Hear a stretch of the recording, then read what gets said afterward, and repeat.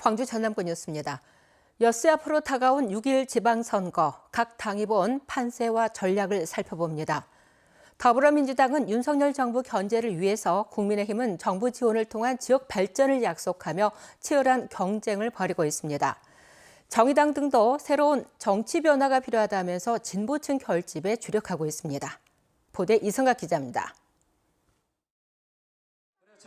대통령 선거 80여일 만에 치러지는 6.1 지방선거. 더불어민주당은 전국 판세에서 여당에 밀리고 있다는 분석 속에 텃밭 광주 전남에서도 무소속 돌풍이 거세 바짝 긴장하고 있습니다. 민주당은 새 정부 견제론을 꺼내며 전통적 지지층 결집에 나섰습니다. 윤석열 정부를 견제할 힘이 있습니다. 우리 민주당이 끊임없이 혁신하고 또 혁신하겠습니다. 변화하겠습니다. 민주당에게 승리의 힘을 주십시오. 새 정부와 여당의 친호남 행보에 한껏 힘을 받은 국민의힘은 보수불모지 광주 전남에서 민심의 변화를 확인할 것이라며 기대하고 있습니다. 광역단체장 후보는 윤석열 대통령의 대선 당시 득표율을 넘어서고 또 광주시의회 비례대표 첫 당선까지 노리고 있습니다. 민주당 일당 독점이었던 이 체제로 간다면 이 새로운 정부의 향후 5년에서 우리 광주는 더욱더 고립되고 우리 광주에도 드디어 희망이 보입니다. 우리 희망을 현실로 살립시다, 여러분. 민주당 독점 체제인 지역 정치권에서 제1야당 역할을 해온 정의당은 자칫 광주시의회 비례대표 자리를 국민의힘에게 넘겨줄 위기 상황. 강은미 국회의원 등이 광주 지원 유세에 나서며 막판 진보 성향 유권자들의 표심을 잡는 데 주력하고 있습니다. 국민의힘에게 제1야당을 맡겨서는 안 된다라는 여론이 만들어지고 있고요. 비례 정당 투표만은 그리고 시 비례 한석만은 정의당에 다시 맡겨주시리라고 믿습니다. 광역단체장과 지방의회 후보를 낸 진보당은 남은 선거운동 기간 철야 유세에 들어가는 등 결의를 다졌고 기본소득당은 젊은 층을 공략하며 유의미한 득표를 기대하고 있습니다. KBS 뉴스 이성각입니다. 정치개혁 광주시민연대는 어제 민주광장에서 기자회견을 열고 광주 정치의 민주당 일당 독점을 해소하기 위해서 비례대표는 정의당과 진보당 등의 전략적 투표를 해달라고 호소했습니다. 시민연대는 민주당이 지지율보다 훨씬 많은 의석을 독차지하며 행정과 의회를 독점해 감시와 견제가 실종됐다며 진보 정당을 지지해달라고 말했습니다. 또 소수 정당의 지지율이 의석에 반영되도록 민주당의 비례대표 무공천 등을 요구했지만 거부했다며 오만과 아나무인을 심판하자고 주장했습니다. 강동원, 박혜자, 정성홍 등 광주시 교육감 후보 3자 단일화가 사실상 무산됐습니다. 정성홍 후보는 어제 광주시 교육청에서 기자회견을 열고 결과만을 중시하는 반교육적인 단일화는 거부한다면서 교육의 가치와 철학, 정책에 대한 어떠한 공의와 제한도 없이 부도덕한 교육감, 보수 교육감 탄생을 막아야 하기에 단일화를 하자는 것은 선거 공학에 불과하다고 말했습니다. 이에 대해 강동원 후보도 보도자료를 내고 선거에서 끝까지 완주하겠다는 의사를 명확히 밝혔고 박혜자 후보 측도 광주 시민들과 단일화하겠다면서 단일화 무산 사실을 밝혔습니다. 5.18 당시 시위에 참여한 시민 상당수는 이후 사법 처리를 통해 범법자 낙인을 받았습니다. 문제를 제기한 일부는 재심을 통해 죄를 벗기도 했지만 그렇지 못한 이들이 더 많습니다. 검찰이 이들의 명예회복에 팔을 걷어붙였습니다. 김정대 기자입니다. 5.18 당시 차량 시위를 주도했던 신봉섭 씨. 계엄군에 붙잡혀 폭행과 고문을 당하고 90여일간 구금됐다가 기소유예로 풀려났습니다. 신 씨는 올해 초 검찰에 재수사를 요청했고 죄가 안 된다는 처분을 받아냈습니다. 이제 좀 홀가분해니 그래도 이제 늦게나마 이것이 참 명예회복이 이제 된 것 같다. 개인적으로 그런 생각. 신군부의 진압행위가 헌정질서를 파괴한 범죄였던 만큼 이에 저항한 것은 정당하다는 겁니다. 신 씨와 비슷한 처지에 있는 5.18 관련자 23명이 죄가 안 됨 처분을 받았습니다. 5.18 단체와 광주시, 광주검찰청이 협의에 나서 이룬 성과입니다.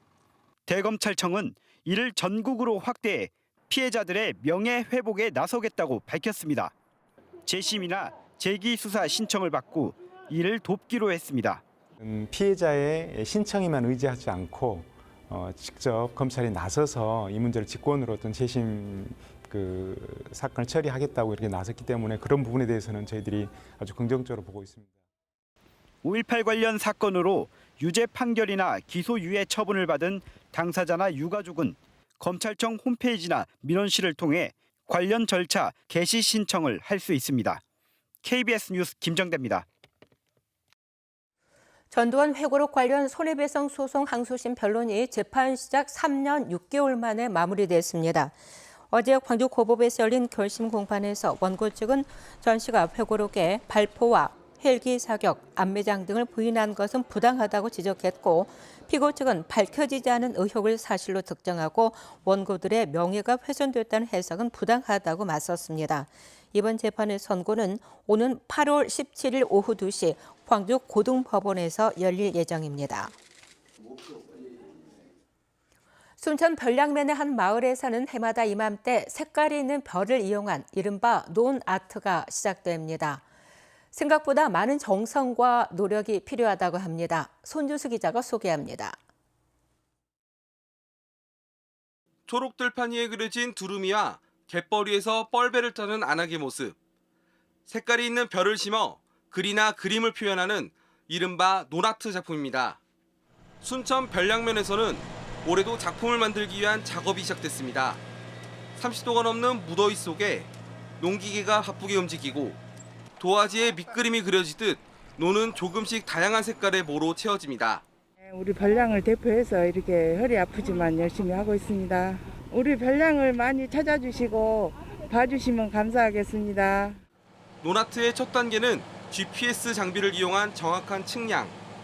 작품에 맞춰 모심을 자리를 정교하게 정하고 갈대를 꽂아 구역을 나눕니다. 논아트 현장의 면적은 12,000제곱미터. 큰 면은 이항기로 채워나가지만 세부 묘사를 위해서는 손으로 모를 하나하나 심어야 합니다. 색은 볏잎이 자줏빛을 띠는 자도벼 등 4가지 종류의 유색벼로 표현합니다.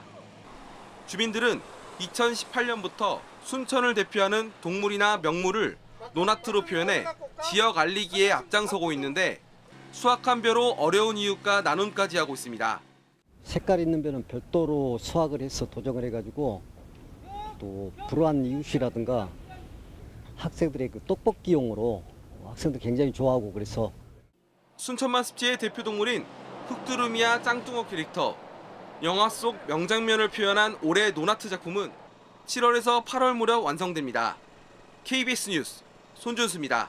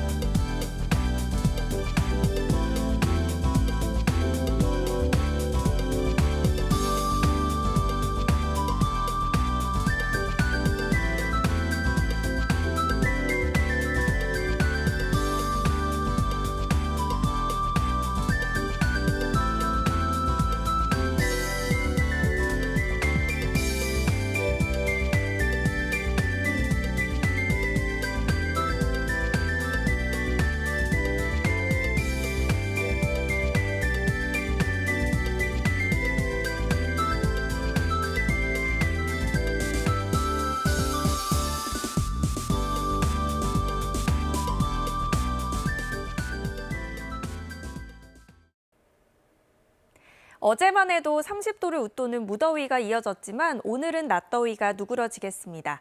차고 건조한 공기가 유입되면서 한낮 기온이 어제보다는 5도가량 낮은 26도가 예상되는데요. 그래도 평년과 비슷한 수준으로 따뜻하겠습니다.